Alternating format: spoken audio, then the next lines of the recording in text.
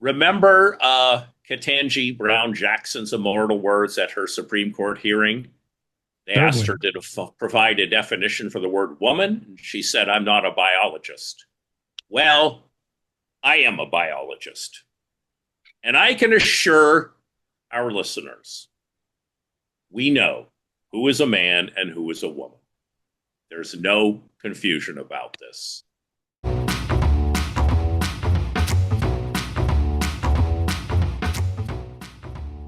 Happy summer, culminators. How are you? I am so happy to have you here today.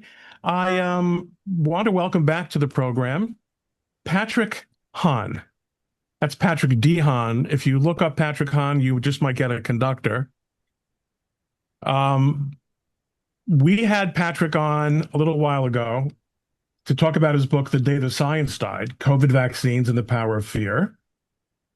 And it was a great examination of the sociological, psychological phenomena surrounding the COVID vaccines, which I think a lot of us realize now was not the best science out there. Patrick is a science writer, and one of the fascinating things about Patrick's work, and I'm actually showing you his website. These are Patrick's books. ADHD Goes Global. No, he's antidepressants.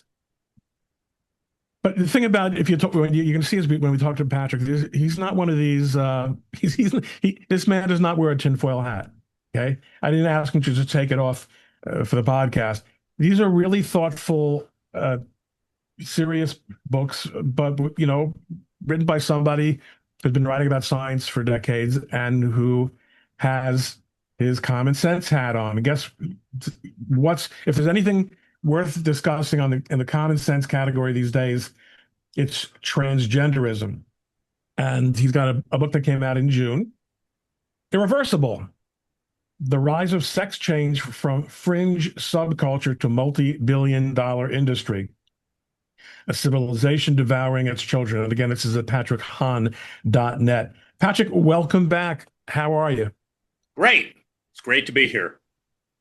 How do you get through these books, these rather depressing books, and get up every morning? Well,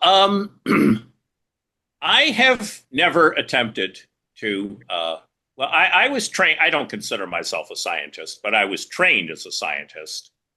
And somewhat to my surprise, I find my role in this thing is asking, what about the human aspect? How does this affect actual human beings? And I'm seeing as perhaps the defining issue of our era is the language of science and the appearance of science is being used to control people. And I have never attempted to write a balanced book.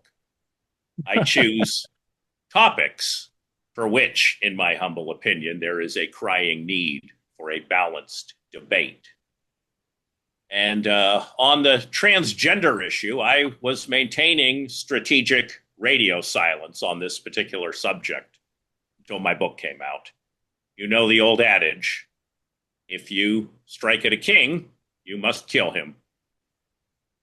And I have been studying these matters intensively. And I can tell our listeners there is nothing good about this industry. Nothing. So, starting point, industry. I thought it was gender affirming care. I thought it was a kind of medical treatment.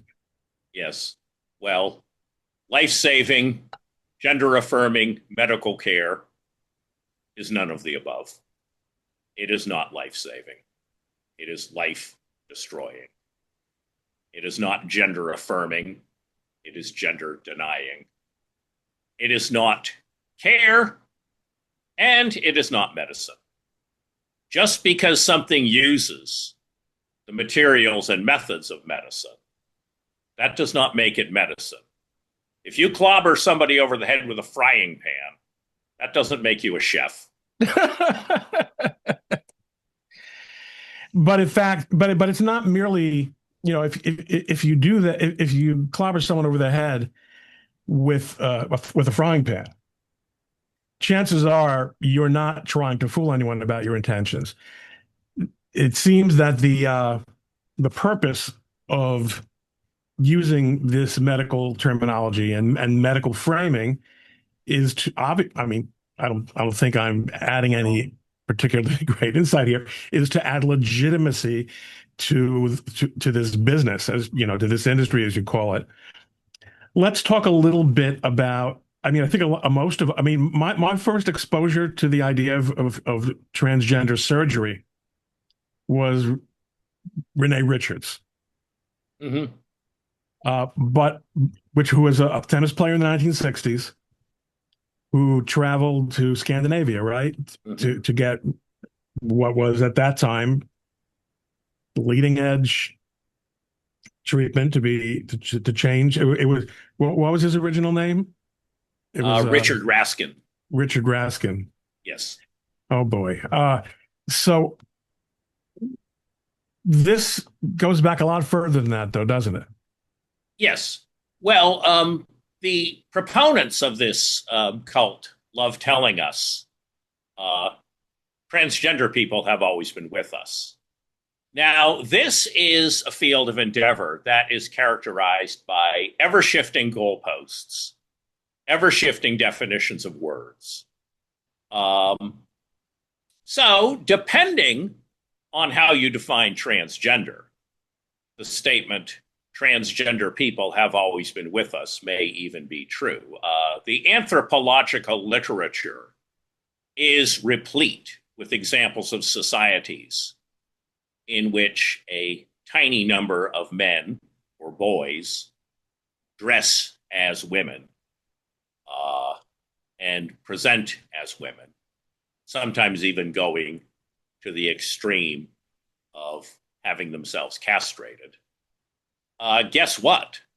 These men or boys are not venerated. They are despised, denigrated, downtrodden, prostituted.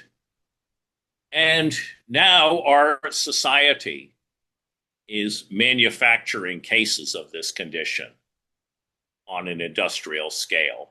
So, in a sense, transgender people may always have been with us, but these fantastically expensive surgical mutilations associated with this cult go back barely more than a century. What rhetorical purposes served by saying that they've always been with us? That you don't think this is something we just made up? Yes, exactly. Like I said, once they began performing so-called vaginoplasties on men, then this became a medical specialty, and this created a group of well-organized, well-financed people who uh, had an obvious vested interest in foisting this obsession on as many people as possible, including children.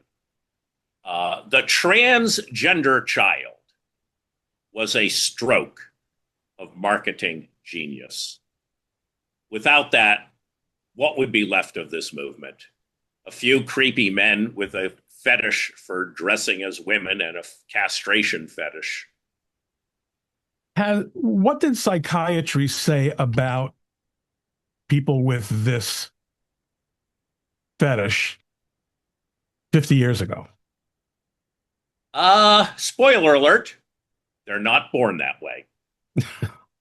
Uh, these are these were men, almost all of them were men who had been sexually abused, broken, damaged, humiliated. Uh, and they were quite open about this in the early days of the field. Harry Benjamin is the spiritual grandfather of the sex change industry. In fact, the organization now known as the World Professional Association for Transgender Health originally was known as the Harry Benjamin Society. And in one of his book chapters in the 1960s, he told the story of a little boy who every day was chased home from school and beaten up by bullies.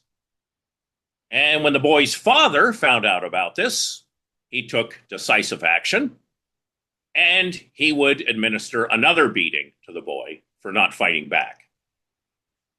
And this little boy got the idea in his head, probably correct, that the world would have treated him more gently if he had been born a girl.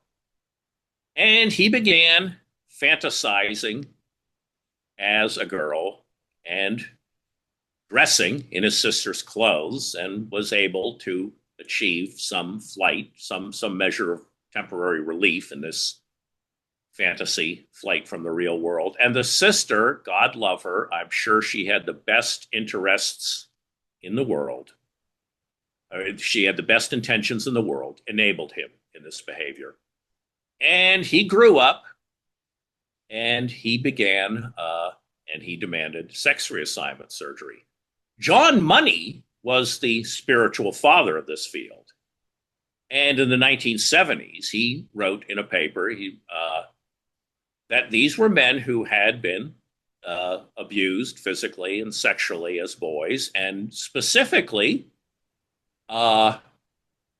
dressed as girls as punishment or threatened with castration.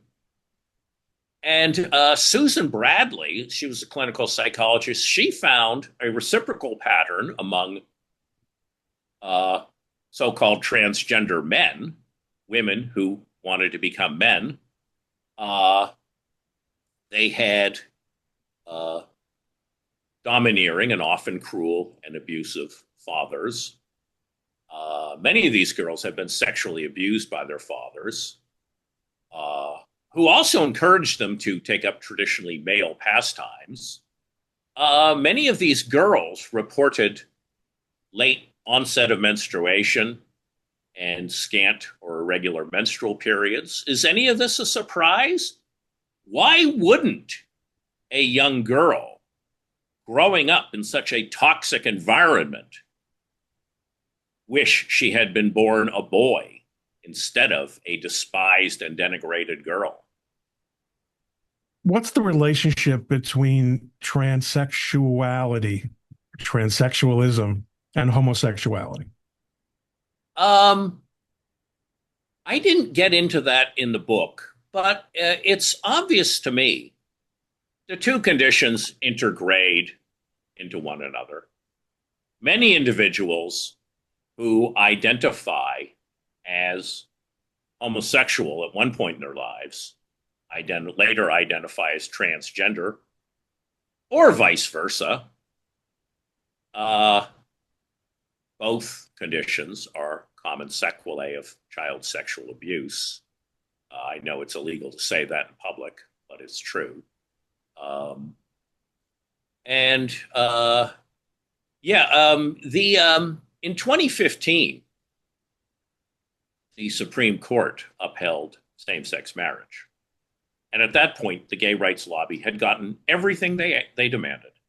They got marriage equality. They got protection as a recognized minority. It became virtually illegal to say in public that you do not regard homosexuality and heterosexuality as equivalent in every way.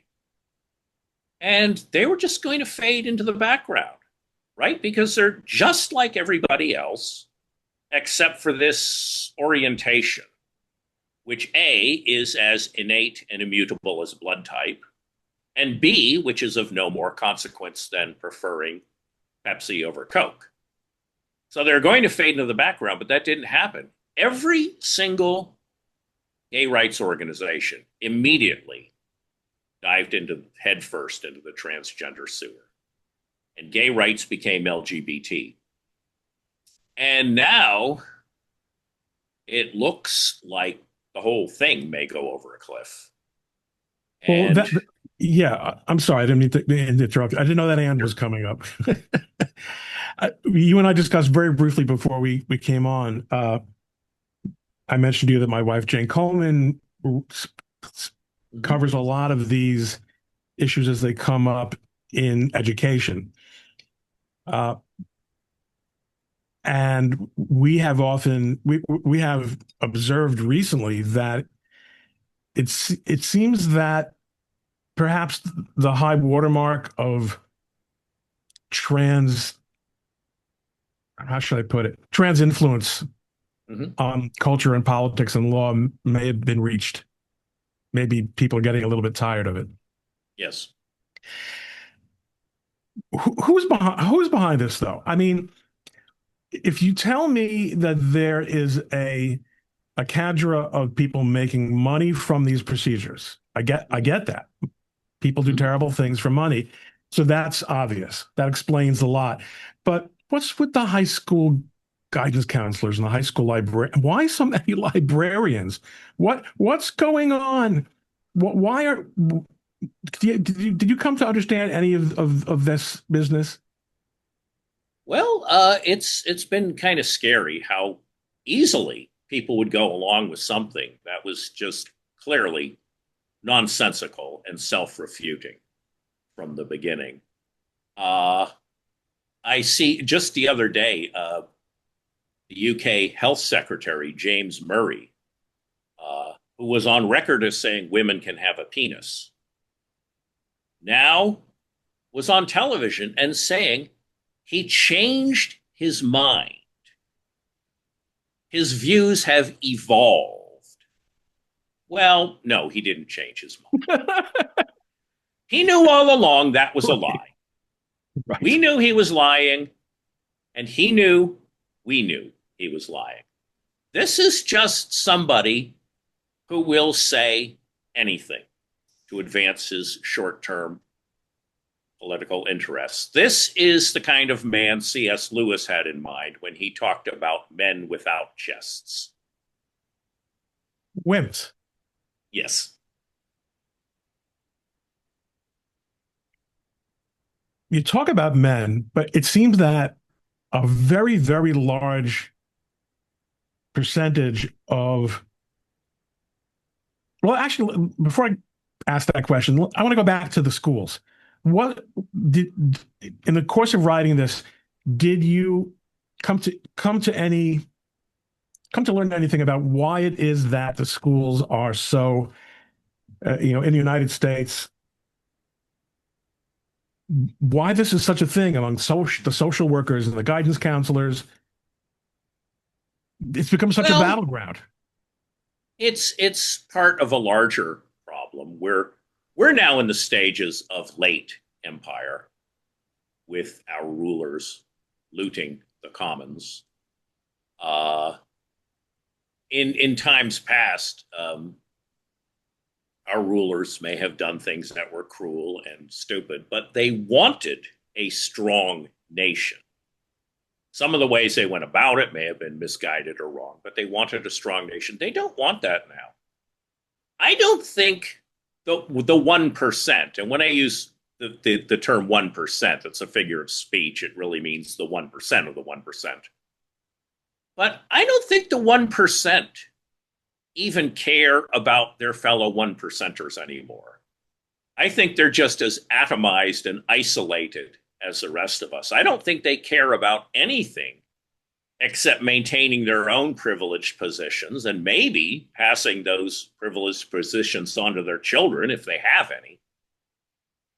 You're onto something I think here, which is that this is fun. Look, adjectives can only take you so far, Yeah. but this is a subverting initiative. This is something that obviously undermines a country's, I don't want to say morals. I Mm-hmm. don't mind saying morals, but I mean, It does. it's just too facile. I Yeah. mean, the fact that we're even having this discussion is in and of itself Yeah. a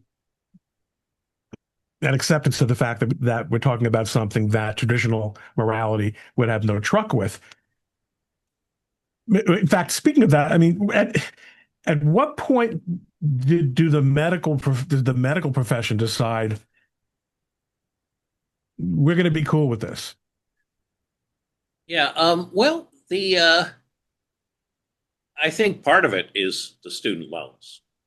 They graduate from medical school and they have this $250,000 indenture hanging around their necks before they've earned a dime.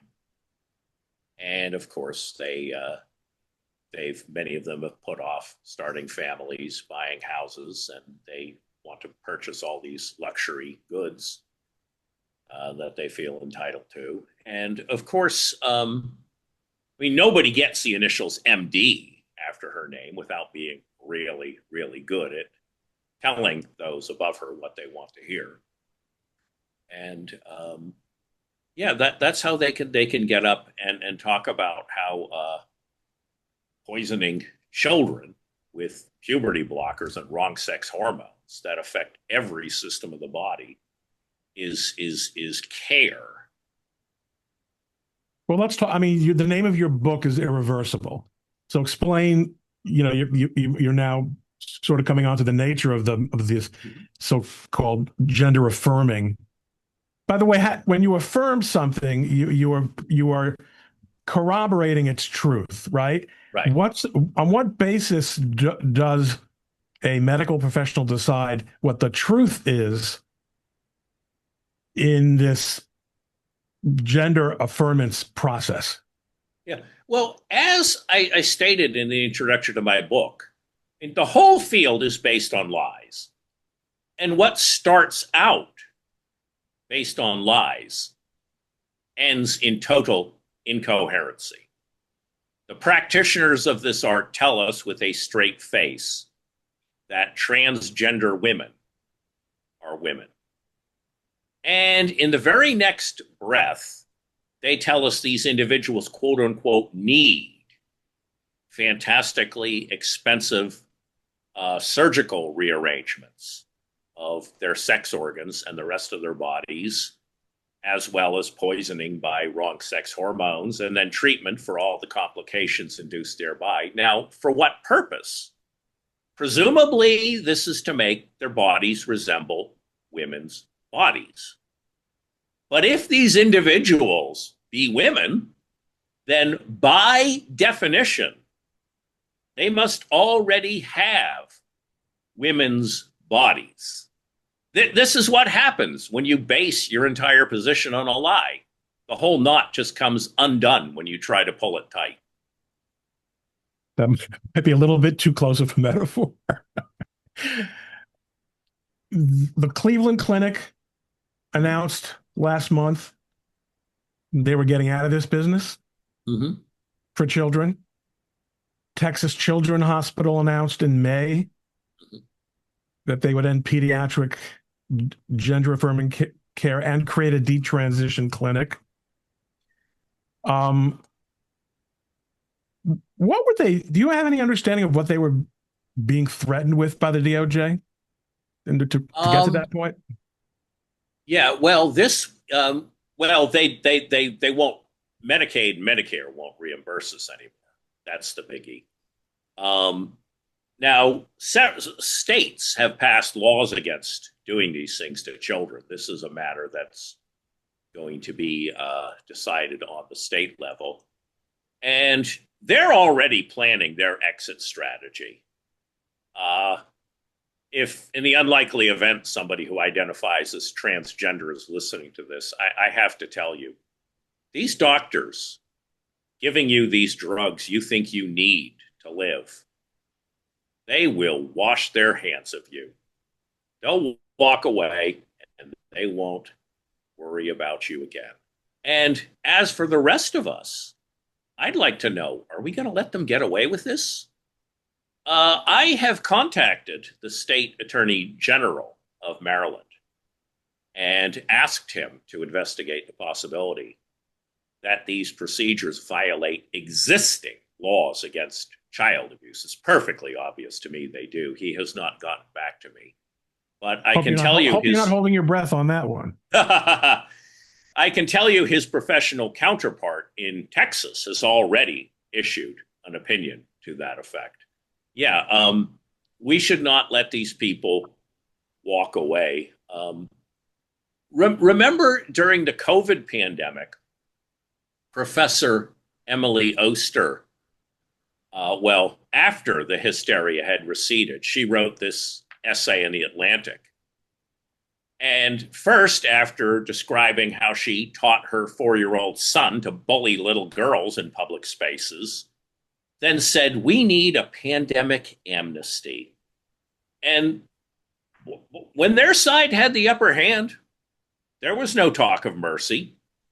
They wanted to have the COVID skeptics deplatformed, fired from their jobs, uh, the COVID vaccine refusers. They wanted them rounded up and put into camps, Yeah, which yeah, which they did exactly. in Australia, right? Yeah, and now once every every one of their arguments turned out to be a lie, now she's saying, "Well, let's just forgive and forget," and that's what they're going to start saying about gender medicine. And my question to everybody else is, are we going to let them get away with this? Oh, speaking of cancel culture, before I tell you the next thing I'm going to tell you, I should explain to our listeners that at the age of 65, after 33 years of teaching in our nation's colleges and universities, I'm still working on one semester part-time contracts. I'm not complaining. It's just how it is. I had an interview 2 weeks after my book came out. I had a Zoom interview for a faculty position at a well-respected local college. 3 hours before the interview was to take place, they emailed me and said, "After a review of other applications, we have decided not to move forward with your application." And you know darn well that when these cruel and abusive procedures are as thoroughly repudiated as lobotomy, these cowards will shrug their shoulders and say the science changed, and they'll never think about it again. And the children caught up in the grips of this industry will be left with permanently broken, damaged bodies. Is there any country that went all in on this the way the United States did over the last Oh, 10 years? definitely. Pretty much all of Western Europe. In my book, I talk about the origin of child gender medicine.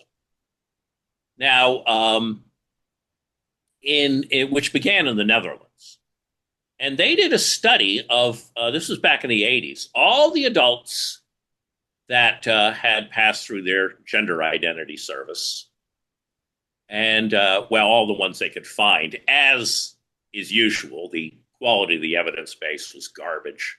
40% of them were lost to follow up. But this is the data we have, so let's take a look at what it said. So these researchers, mind you, this is not my study, this is their study.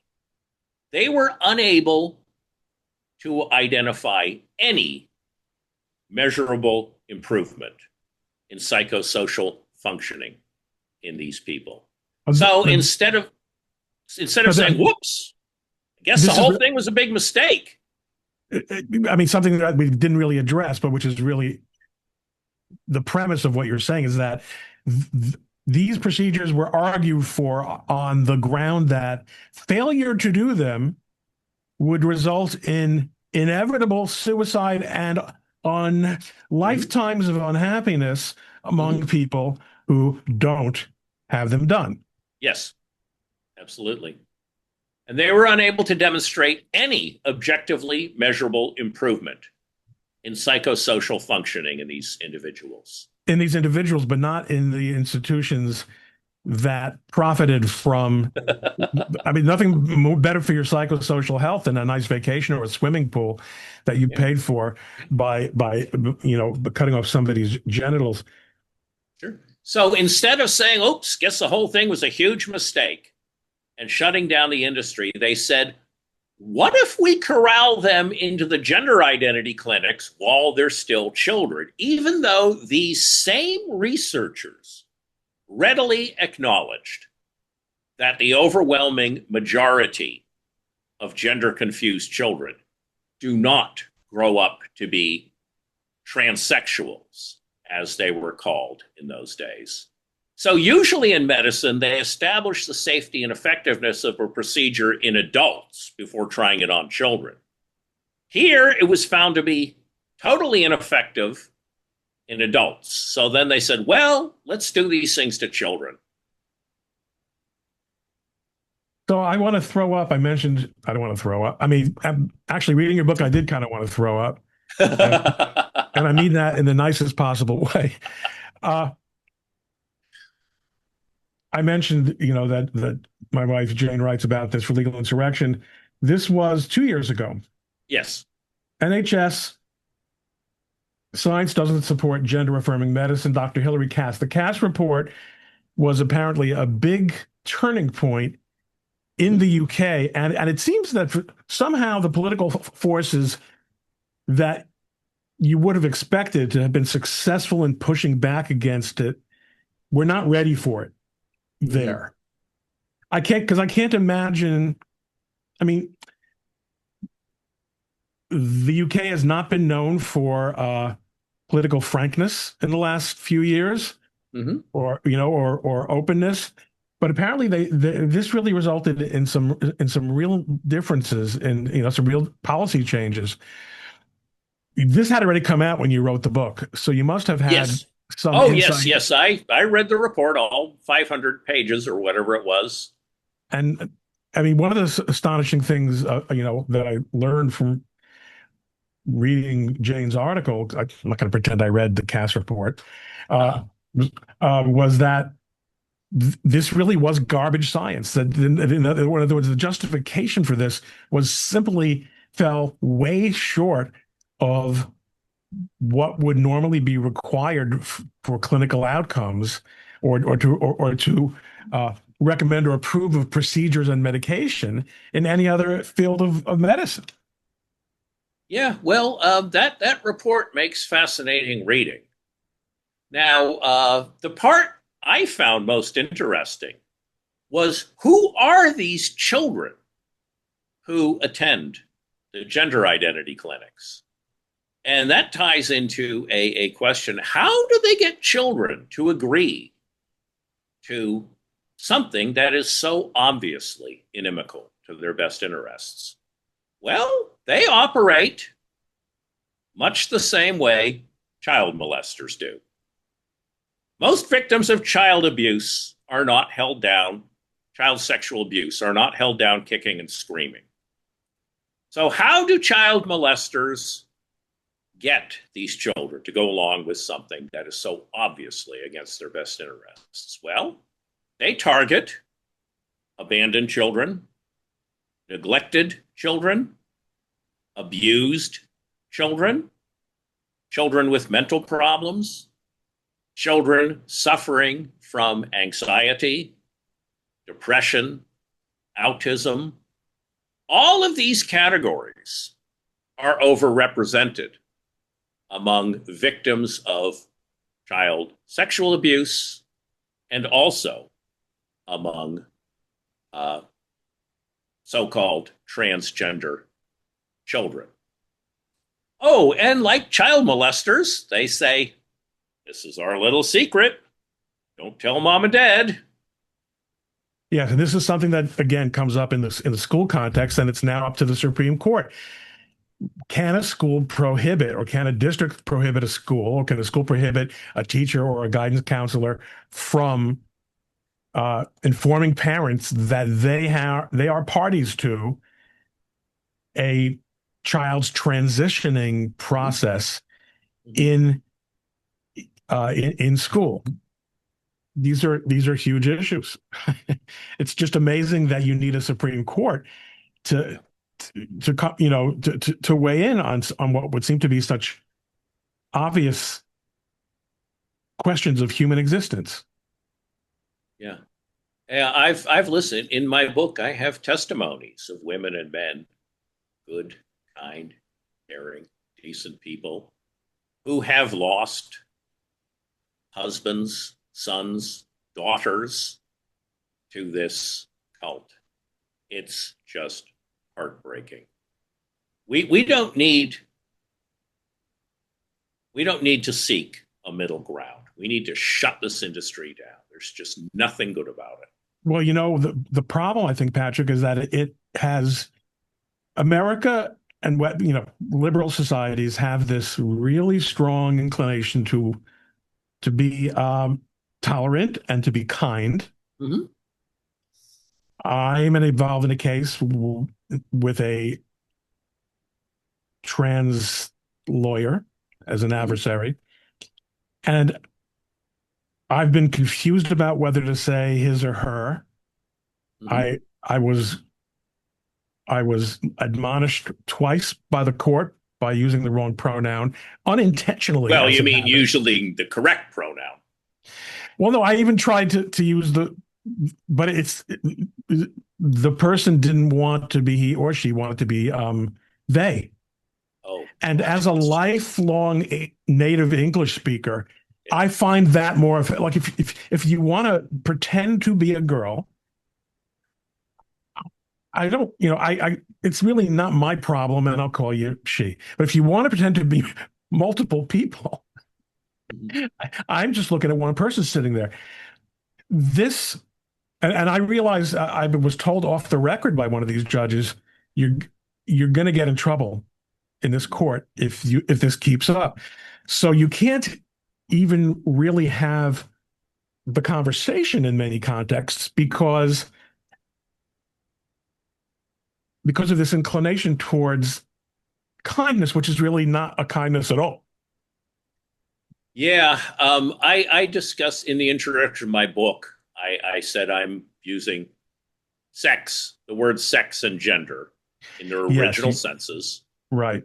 and I'm also using the pronouns he, him, and she, her in their original senses, using he, him to denote biological males, if you'll forgive me for using that redundant expression, and she, her to denote biological females. In the sections where I wrote about Christine Jorgensen and Bruce Reimer, or David Reimer during his incarnation as Brenda, I tried to avoid using any pronouns at all, unless I was forced to at the cost of saying something Yeah. absolutely I kept saying jumbled. counsel. Yeah, and yeah, I tried to avoid using any pronouns at all because I knew no matter which one I used, the reader would find it distracting. And at this point in the discussion, uh, when the proponents of this field run out of cogent arguments, which doesn't take long because they don't have any, they start blabbering about the so-called intersexes. Like, it's just so hard to tell the difference between men and women. We have to leave this to the experts. And I looked into this. Remember, because I wanted to make sure there were no unexploded landmines awaiting me. And guess what? There were not. Remember Ketanji Brown Jackson's immortal words at her Supreme Court hearing? They asked Certainly. her to provide a definition for the word woman. She said, I'm not a biologist. Well, I am a biologist. And I can assure our listeners, we know who is a man and who is a woman. There's no confusion about this. And there's no such thing as an intersex. There are disorders of sex development, but they're sex specific. They afflict either males or females. And yeah, this is all explained in my book if anyone's confused about Do this. you have a sense, or did you turn up in this course of your research what the honest buy-in is in the American public? How many people really believe this as opposed to being kind or being polite or being politically correct? As a, Yeah, hmm, that's a good question. I think most people just try not to think about it and try to live their lives. that's right. I live in the coastal America where these things are being thrust at us all the time. So, Patrick, last question: where do you think the trend is going on this as a cultural phenomenon? Well, I think it's going to die a slow death. I mean, what they should do is shut the whole industry down and hold those who did it responsible. I don't think that's going to happen. Remember the Tuskegee medical experiments? Nobody went to prison. Nobody was prosecuted. Nobody was arrested. Nobody was fired. I don't think anyone even got an official letter of reprimand. And years later, the victims or their heirs got a pittance from the government. Um, I think these people will, what they would like to do is, I suspect they're already planning their exit strategy. And they're hoping to walk away and hoping everyone else will forget about it. And my question to everyone listening is, are we going to let them? With that question, I will thank you for joining us, folks. You can get the book, as you can imagine, on Amazon, as well as the other Patrick Hahn books, where he challenges the narrative in a responsible and thorough way.